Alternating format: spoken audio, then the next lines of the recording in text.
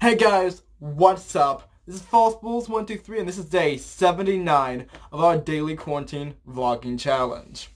And so you're like, Ryan, you've given us a lot of weird shit over, this vlogging challenge. You told us about that time you were born, which was pretty weird. You showed us your backyard for no reason. Twice. You, tell us what you read every week, and then you start getting distracted and talking about American versus Italian cuisine, and we're like, Ryan, this isn't books. But Ryan, what is today's topic about? And pretty much, I thought, I am, as many individuals of my age who live in the internet era where there's, really good fucking children's cartoons, am part of fandom culture. And I'm not part of every fandom, though I do think that I have put a lot of thought and interest into, the idea of fandom itself, and just the sort of tenets of what creates fandoms. I do have a few fandoms that I follow, and I thought it would be really, really fun to just discuss one of them today. For those that do want to know what fandoms I am a part of, I'm trying to think of it right now. Mostly my main two that I am obsessed with is, of course, I am really into the Nettlebrooke ARG, which has its own fandom culture. And due to my definition of fandoms, I do feel that I do contribute somewhat to that. Though you could say that the contribution of an ARG or just the proliferation of ideas around it is separate from fandom culture, and I would love to hear your opinion on that. I do consider that, other things I'm obsessed with, and, I look at fan art of, and I just, write about. That's one of them. The other is I am absolutely obsessed with Miracoulis Ladbug, which, for those that don't know, is a French superhero cartoon, CGI, not 2D, that's created by... Wow, I should know the name, but I can't remember off the top of my head. I'll put it, up here. Basically, it's a French superhero cartoon, and it's very popular. And they've just finished up their third season. I think it was last year, so we're waiting for the fourth season to come out. And we are so, so excited for that. Or I'm mistaken, and the third season is coming out, and we just finished the second season. One of the two, don't at me. Actually, no, I'm pretty sure it was just the second season, but... Jeez, I don't remember anymore. I am going to have to look it up and tell you what season has come out on Netflix, because America takes forever to get, any of the stuff out, and you're just like, come on. Canada's already seen all the episodes. You always see it on YouTube, dubbed in Spanish, and I'm just like, why can't I just get this in America? Come on, Netflix. Get your shit together. Stop cock-teasing me with lovely superhero cartoons. And you're like, okay, Ryan, what is Miracoulis Ladbug? And I should mention at this point, though I am going to put it in the title of my video, so you'll know already, I'm going to specifically be talking about the love square in Miracoulis Ladbug, and specifically the love square in Season 1. I'm not going to delve too far into the secondary shifts that occur after Season 2. I just really want to talk about the dynamic of the MLB love square in its entirety. But let's actually get into a synopsis of the show for those who are not familiar, and then we can actually get into what the love square is. That sounds scary. So, Miracoulis Ladbug follows this girl named Marionette, who is a, I'm not sure if that's the correct term, mixed race French student, and she wants to be a fashion designer. So her mother is Chinese, her father is French, and so she has, dual ancestry. I'm not sure, what the phrasing is. Please correct me in the comments down below. I'm not trying to be offensive. But basically, she just, she lives her best life. And, that's just a bit of, her backstory. Also, she has a really almost yandere level of crush. She has she's obsessed. She's to the point of near stalking. And we're like, girl, if you wasn't such a, cinnamon roll, this would be a major red flag. It would be real big. But, you're just, way too established to be a super chill, nice person to be, fucking crazy.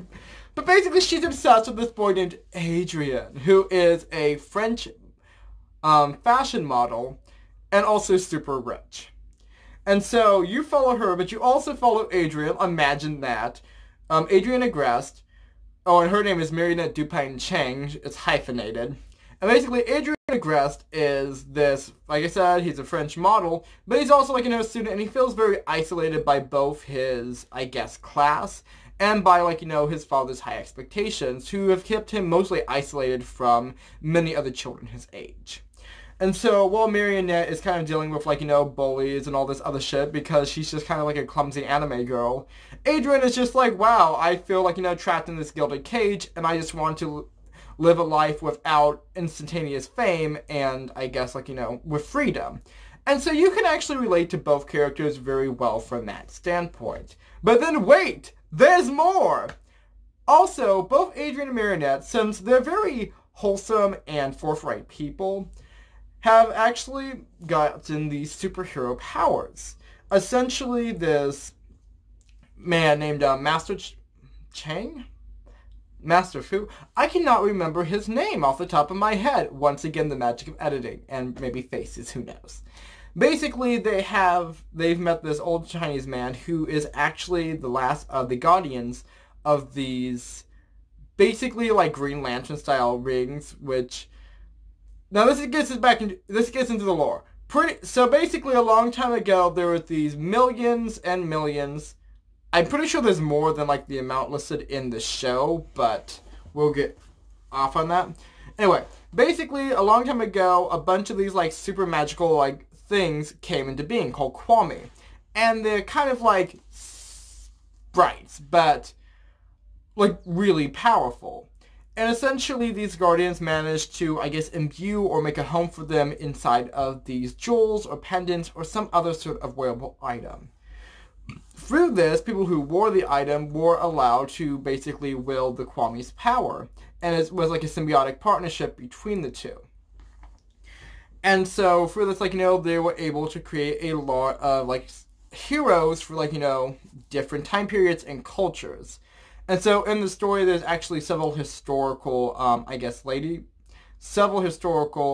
miraculous holders, which is the term, such as Joan of Arc was one in the story, along with a few other different culture heroes from a very diverse level of, I guess, time periods and geographic areas and cultures, which is really, really interesting.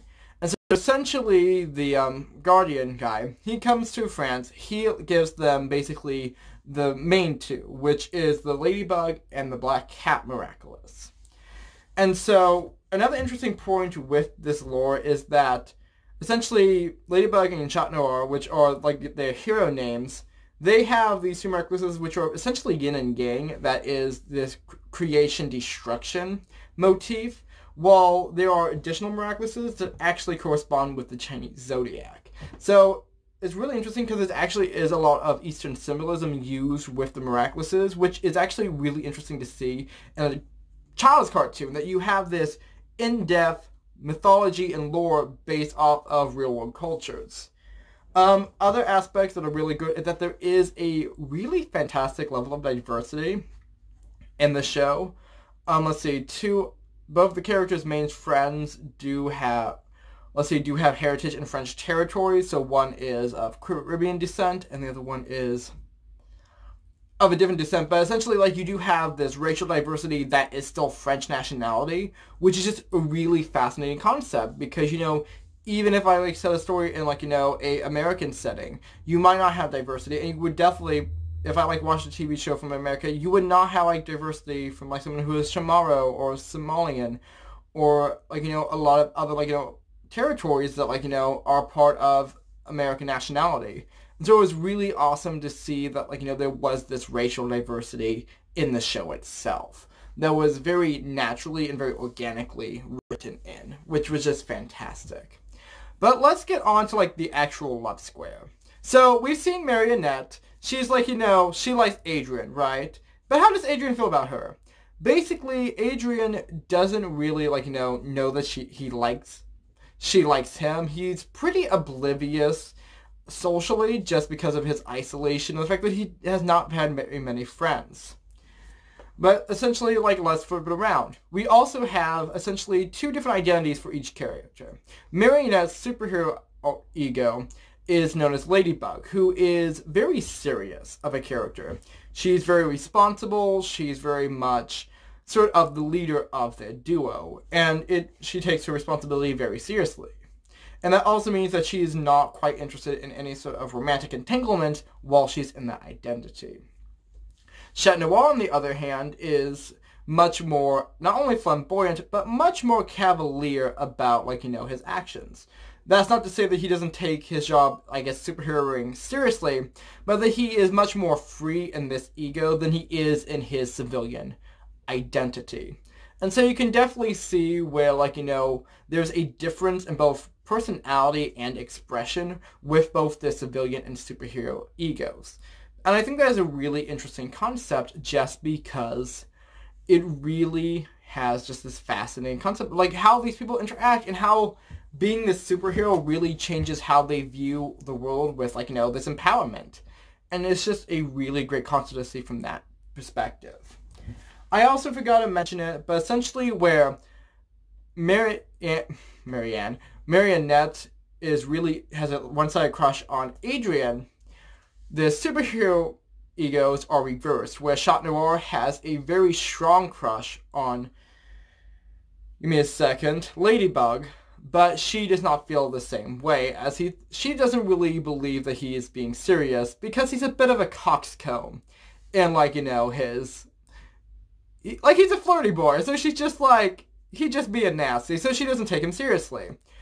And throughout the show, you can definitely see that both of their affections are very real and very sincere, while the other ones are either oblivious or just not really understanding the impact of those affections. So because of that, since there are both the two identities for both characters, and both of them are mutually one-sided crushes which do not interact in any way, you essentially have 4 distinct states of how a shipping would work. Especially since neither of them know that the other one is a superhero. So essentially imagine, sort of your classic superhero drama where you have to hide something from, a family member or a love interest, but you're both superheroes. And so it actually has a really great idea of both shipping itself and the superhero trope, which are combined for a really fascinating, character study that you have not seen really in a lot of superhero shows, which I really enjoy.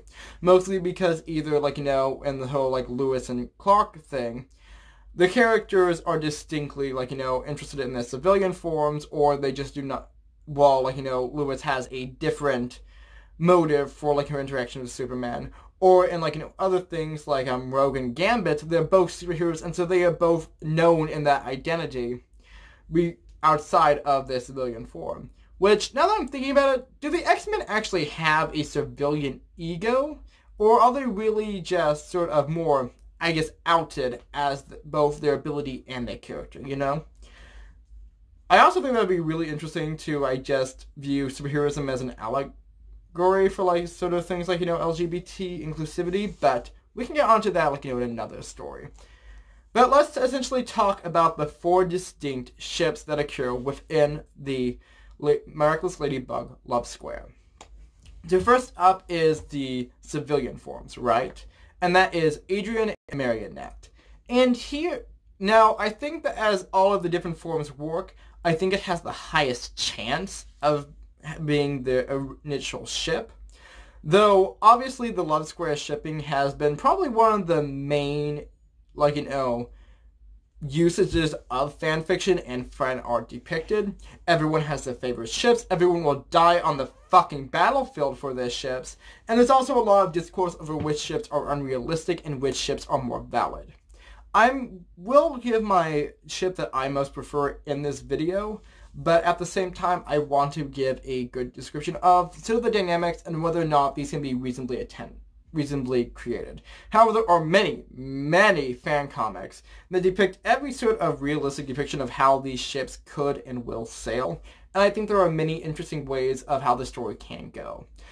Also, in the show itself, they have actually played with the idea of shipping itself, infusing and a few episodes in, the future, which I'm not going to get into, because it is just massive spoilers, and also, yeah, like it's really spoilery, but I do love that the show itself really understands the fan culture, and I feel definitely took inspiration from a lot of like what the fans had ideas for, and so they're allowed to really, I guess, merge with like our expectations and give us a story while still staying true to the initialized canon, which is nice.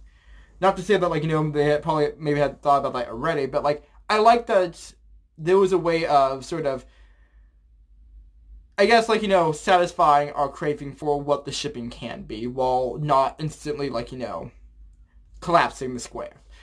Now let's actually talk about it. So Adrian and Marionette, right? So, like I said before, Adrian is very oblivious to Marionette. He doesn't really understand that she is head over heels in love with him, even though it is so obvious to literally every single person in the fucking, like, school and life and everything. And you're like, well, why doesn't Marionette say just like, boy, like, hop on this, And that's pretty much just because Marionette is incredibly shy because of her crush. And where she is generally a fairly, I guess, put together person. She's very, I guess, she has her head on her shoulders. Around Adrianette, she just becomes the clumsy anime girl trope, She stumbles over her awards, she's filled with malapropisms, and she's just a clumsy bitch. Like, and it's hilarious, but it's also almost ridiculous just how bad it gets. And her friends make fun of her because of it. Like people tease her about, like, not mean-spiritedly, well, in Chloe's case, yes. But, like, a lot of people are very aware of it, and no one really tells Adrian just because, like, it's none of their business, and Adrian is very, very oblivious to not only Marionette's advances, but also to several other girls' advances throughout the show. Because he's just like, mostly it's because he's not had very many friends, and so what he might assume to be friendliness is actually like, flirtation. And I think that is really, really interesting. I like that about a character, that, like, they have really in-depth reasons for why they don't return one's affections, or just because they simply have misconstrued somebody's intentions. And I like that there is an emotional, dramatic aspect to a lot of the show that is just created through really consistent and great characterization. So, throughout the show, you definitely see Adrian warm up to Marionette a lot more. Not that he was necessarily, I guess, hostile towards her, but that he is essentially becoming more comfortable with her, and there is a possibility of romantic interest through that ship.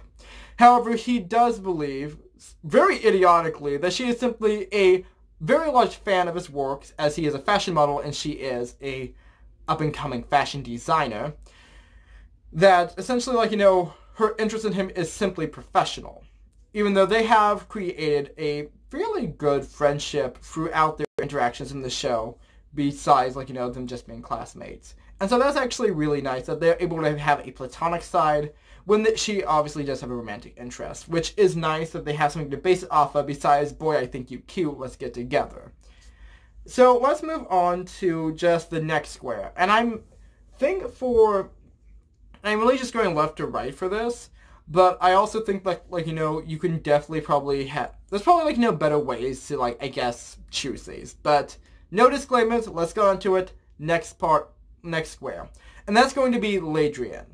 And that's essentially Ladybug and Adrian.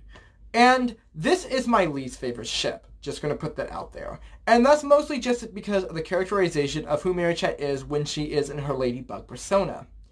Ladybug is very serious, she is very no-nonsense, and I just do not find it reasonable that even though she has feelings for Adrian, and that has definitely affected her ability to be a superhero in the show itself, they have dealt with that part of the ship in the upcoming season, in, like, the seasons, I just do not think that it would be a reasonable ship for her to create a romantic partnership with a civilian while she's a superhero. Like I said before, Ladybug is very, very professional as a superhero. And I just do not think, and I feel like even though she likes Adrian, I do not believe that she would purposely create that, I guess, ethical quandary of making out with, like, a dude while she's Ladybug. Because that raises a lot of issues for her, both in, like, the whole superheroes are going to murder your family type deal, but also in the sense that it is a sort of breach of ethics for her. And even though, like, while she does have attraction to him, regardless of which ego she's in, I don't think that her professionalism would allow her to create that relationship. Yeah.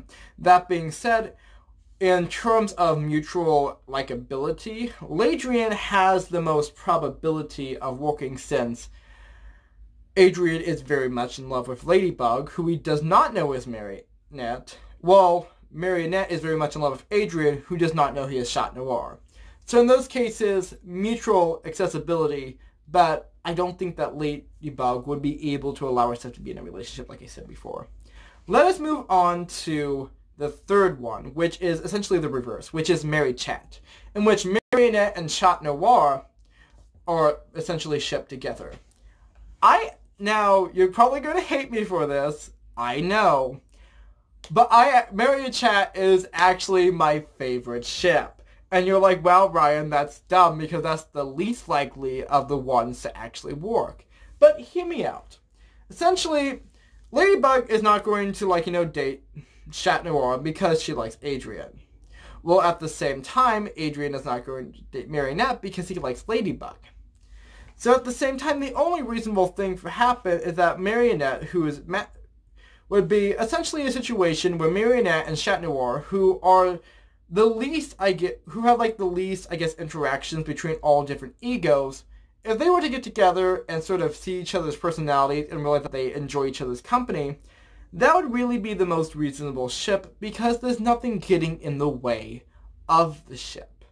Simply, I also enjoy dramatic irony, as this shipping video I was watching pointed out, and I realized that that is really the situation with it. I definitely think that Chat Noir, who is a very charming characterization, would definitely be the type of person that through some sort of situation or events would be able to have that Marionette could, develop feelings for him.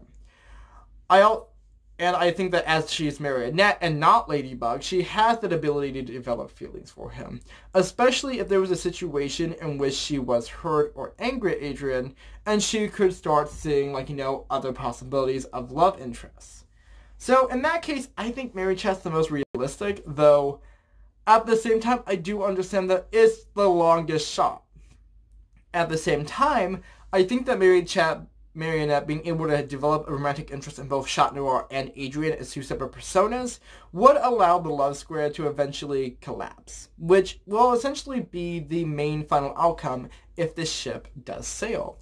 And that if one of them happens, eventually there's going to be a situation where one of the identities is revealed, allowing the two egos to become one ego and then just be a single ship. Now, we're going to get on to the fourth and final corner of the love square. And that is going to be Lady Noir. And that is essentially Ladybug and Chat Noir, making out. And this is the, I think, hardest. This is even harder than Ladrian to exist, not because of, Ladybug's hang-ups, but simply because Lady Noir already has so much against it canonically. Essentially, Chat Noir is just like, Ladybug, I'm super fucking in love with you. Been since the day we met, will you go out with me? Here's a romantic dinner. And she's like, hey boy, I'm not going to mention any names, but I like somebody else. And he's like, wow, that fucking sucks. What she doesn't know is that she likes him, but without a catsuit on. So, first world problems. And that's the thing is that Ladybug is blinded by her love for Adrian, so she is not really able to see Chat Noir's advances. At the same time, she doesn't necessarily believe that Chat Noir is being absolutely sincere in his advances. Though it has been seen that she has become slightly jealous, which, as a fucking shipper, I'm always noticing all those little things, and Miracoulis Ladbug does deliver in some good shipping shit. Put that on a t-shirt. And that's she does get a little bit, but ultimately, she's fairly neutral of his advances just because she thinks he's being, a flirty for her. She thinks he's just playing. And so, I just cannot really see this working just because of their already established dynamics. And since she's, in the show, she has not made that ship sail. And so I do really believe that if, either Adrian Net isn't working, it really has to fall on the either two, mixed. That sounds messed up, but the mixed ships to actually create the collapsing, to have at least one ship in which it is happening. You could also say, Ryan, well, I mean, just because one ship happens doesn't mean, like, another one can't simultaneously due to, like, the things. And that is absolutely correct. There could totally be instances where Marionette or Adrian are having multiple feelings towards both Marionette and Ladybug, or Chat Noir and Adrian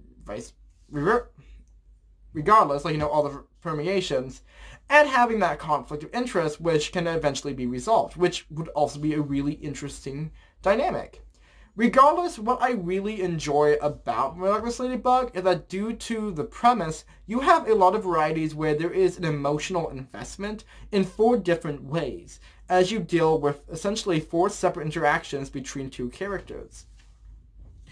I'm not going to mention, let's see, so I am going to do a little bit of spoilers if you haven't watched the 2nd season. Essentially, in the 2nd season, there are 2 more love interests introduced, one for Marionette and one for Adrian. Marionette is introduced to Luca, who is, Julika's? Yes, Julika's brother. And basically, like, he's just an emo boy who plays the guitar, and he's pretty chill. Like, he is the epitome of chillness. And she's just like, that boy with the guitar, like, that's kind of hot. And I'm just like, okay, honey, like, go off. And so she has very strong feelings for him as well. These are quite clearly, like, like, her heart go doki doki, and she's just like, I'm feeling a bit faint, fam. And so you actually have this really interesting thing, which he does have these 2 boys that she is quite interested in. And so she's like, do I just, like, get rid of my obsession with, like, this blonde guy, or do I go after, like, the cool guitar dude who plays guitar? And so she's torn. At the same time, Adrian, who really likes Marionette, but mostly as a friend, and he's not really been able to address any romantic feelings he has for Marionette, really due to the fact that he has very few friends, and he's still getting used to the concept of having a friend group and being friends with people in general, as essentially in his early childhood, the only friend he had was Chloe Bourgeois, which I feel sorry for him, but Chloe is having a pretty good redemption arc, so it's like, whatever, fam. And then essentially he meets a girl named Nagami, who is, I'm trying to think if there's anything specific. I believe she's of Japanese descent, but it might be Chinese descent. I cannot remember off the top of my head. I will put, like, yeah, I will put, like, some information there, just because I do not want to, I guess, like, mislabel anybody. But essentially, like, she has this entire cultural, like, history and stuff, but he also, like, really relates to her, like, just with common interests and a lot of other things, and they can both really, and as they're both from very high-strung and very respectful, rich families, they have a lot of shared pressures, and so they can relate to each other, I guess, class-wise. I think that's really great because they can really enjoy, like, ditching, like, practice and stuff, because they both lead very hectic, very controlled lives. And so there are actually really interesting things that both of their love interests, while they're not the ship and therefore are how dare you, are both really great characters and also very well suited for like, Marionette and Adrian. Like, they're well suited for, like, the people that they have crushes on. I also enjoy it because while Adrian is very oblivious to Marionette's affections, Luca is, that boy's simping, like, he's thirsty, and you can definitely tell that he has some romantic interest in Marionette, and that there's, like, there's chemistry. And so I appreciate that, like, the love interests are dynamic, but they also have a really interesting, like, dynamic both as friendships, as all of the characters have developed friendships with the people that they kind of, like, want to date. But at the same time, like, there is a lot of dynamicism that really just enriches the story itself. You also have to deal with the characters getting jealous of the other one's love interest, because, like, boy, now there's competition. And I'm not going to really talk about, I guess, though, Lucanette, or I don't know what Adrian and her, like, ship's name is, but yeah, I have no idea. I'll put it, like, up there, though. And so pretty much, like, it's pretty interesting, but I'm not going to get into it because they aren't the ships that really interest me as much, though I do enjoy, like, I enjoy the characters and I enjoy the dynamics between the characters. To finish this off, I am going to talk about a few other ships, 2 of which I believe are straight up canon, and one of which I hope is canon, but I know that, like, it ain't gonna happen. Though I really do like it. So, my favorite ship, like my personal OTP, besides like, what's happening with the main cast, is Chloe. Hopefully I said that correctly. And that's the ship between Chloe Rizwa and Sabrina Raincomp? Is that her name? I don't know. It's been a while since I actually like remembered what her name was. And basically they're besties, and Chloe has like this mean girl attitude towards her. But I'm just like, I can't imagine Sabrina not just being a giant, like just not having a giant lesbian crush on Chloe, because honestly, I feel like that's the only thing that explains their friendship. It's just like, she has a crush on her, and it's like, I want to see that. Like, I ship it so much. I just kind of like want Chloe to be like, oh my goodness, like, this girl likes me, and then she just becomes like a completely like nice person. But I know that's not going to happen. Like, it's just been too heteronormative already for like them just to be lesbians. But like, I want that in my, like, I ship it so hard, okay? And it's never going to happen, but I ship it so hard. Next up, we actually get to the, not officially canon, but very two queer-coded relationships, who everyone's like, that's gay, but the creators haven't been like, this gay yet. They're just like, this is pretty gay, like, and so we start up with Julie Rose, which is the ship between Julika and Rose. And it's the gayest shit I have ever seen, and I live for it. It's just, basically, Julika is this, I guess, goth, like, as I said before, she's Luca's, like, sister. Basically, like, Julika's, like, kind of like this sort of goth aesthetic, and she's very humdrum Sylvia Plath-Fleury. And Rose is just this absolute Genki girl, and she's like, oh my goodness, guys, I baked cookies.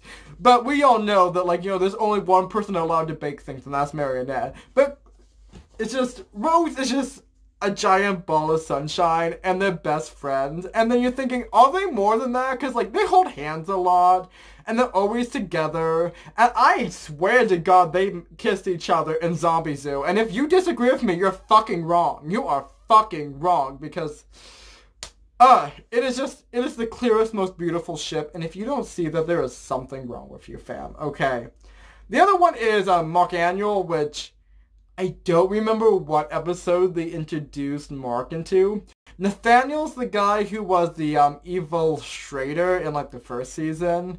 And then like Mark Annual, like you meet this guy, he's wearing like lip gloss, and he's just like, I need somebody to draw comic books with. And somebody's just like, what about that dude that draws all the time and like he doesn't talk to anybody? And they're like, that sounds like the beginning of a perfect friendship / bromance that will essentially become romantic. And I'm just like, okay, fam. And it's like, they're always together, and it's like, yeah, they're creative partners, but we'd be wondering if they just partners, like, and it seemed a little gay, like, if we being honest, like, everyone be shipping, and I'm just like, that's probably what's happening. They ain't gonna say it, because it's a children's cartoon, and like, moral guardianship sucks, but it's like, we all know what's happening. We all know what's happening, fam. And so, while there is not any explicitly gay couples in Miracoulis Ladybug, there has been some queer coding that, like, we're just waiting for, and we don't know if it's queer bait yet, but it's like maybe they're waiting till like the 4th season before it just gets explicitly gay, which I think for all the TV shows, like, a lot of fandom people enjoy, like Gravity Falls and Adventure Time, and what's the one that's really great? Gay. Oh, Steven Universe, there we go. Like, everyone, like, in the fandom is just like, we have a lot of traits, but can we make this gayer? Just because you don't see that much LGBT representation in children's media. And we're like, why not? Okay, like, fam, why is there, like, just no gays here? Like, are there, like, children are gay. Like, there are just gay teenagers and gay children, like, just gay everything. And it's like, what's up for these straights? It's like, I want to see more diversity in the media I enjoy. And so it's like, I see that shit, and I'm just like, excuse me, while my shipping heart goes doki doki. Okay, fam? Okay, fam. And so guys, that was a very long and very poor explanation of, Miracoulis Ladybug. I'm obsessed with the show, as you can probably tell. I love that shit to death. if you like that shit, tell me down below. Like, tell me that you love it too. Tell me what your favorite ship is and what your favorite love square is. I will die on the fucking, like, war zone for married chat. But if you're just like, really fam, I think Lady Nora is the most realistic, or I think Adrian Ness probably what's going to happen. Like, I will, allow you to have your opinion, even though I vastly disagree with you. Anyway, thanks for allowing me to weeb and fanboy for 35 minutes. Dear Lord. But yeah. Remember, guys, you can always, like and subscribe. That helps me out, helps me grow my channel, and I'll let you do it. And feel free to share, there we go, this video with, like, any of your friends who are, like, a giant Miracoulis Ladbug fan, and they can't shut up about it, and they keep trying to show you all of these fan-dubbed comics on YouTube, and you're like, who spends all their time fan-dubbing comics from DeviantArt? And I'm just like, many people. And it's like, and they need more, like, Miracoulis Ladbug, like, fan discussion. Just send them here. I'll, like, totally fanboy out with them. I'll be like, oh my goodness, like, Chloe's such a bitch. Like, I will do that with your friends, if you let me, by sharing this video. And guys, just remember, wash your fucking hands, tell your family you love ones, stay safe. There is just so much bullshit happening around, like, during this time, and it pisses me off. But I want you to stay safe. And remember, it's False Bulls 123, and I'm signing off.